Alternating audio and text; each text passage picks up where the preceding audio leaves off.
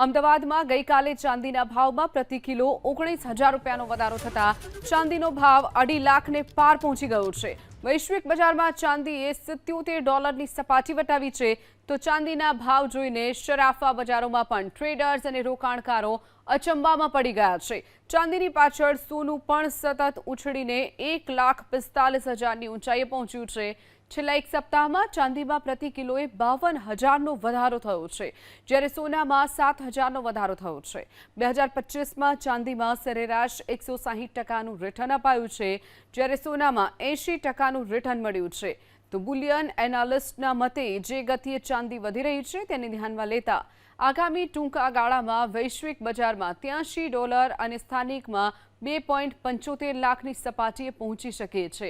જોકે જાણકારોએ ચેતવણી આપી રહ્યા છે કે નવા રોકાણકારોએ ખરીદીથી દૂર રહેવું, ભાવમાં ગમે ત્યારે કરેક્શન સંભવ છે। તો ચાંદીમાં જે ગતિએ તેજી જોવા મળી રહી છે તેમાં કરેક્શન ગમે તે સમયે થઈ શકે છે।